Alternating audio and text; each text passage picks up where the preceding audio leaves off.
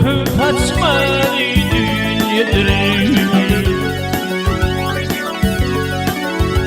Ey kurmuyu çatan ey koçinlere, yıkıp açmalı dünyedir.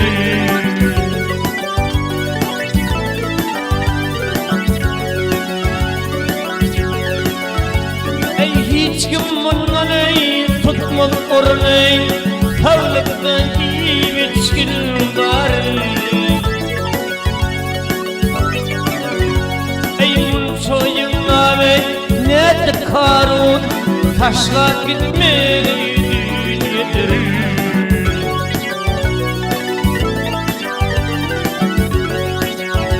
Ey munçoyun ağabey ne karun, taşla gitmeli dünyedir.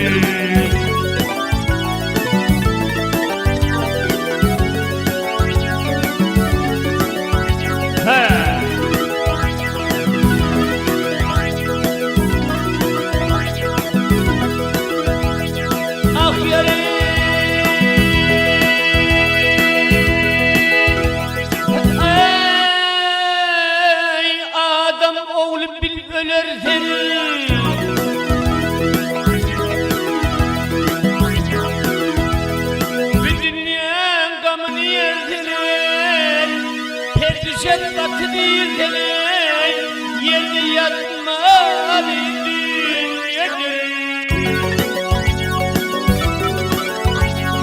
Zulüm gelir yâre başlar, ağıyı atar aşklar.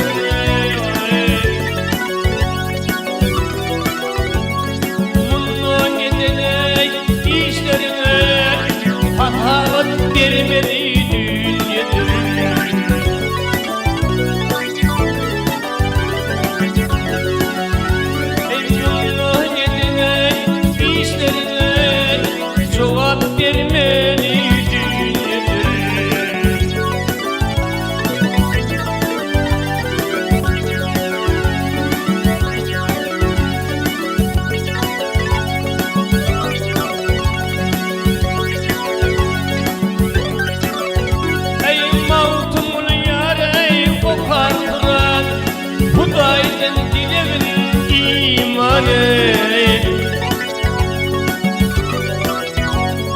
Koçyigit geçti bir nişan verleri, ornu geçmeli dünyedir.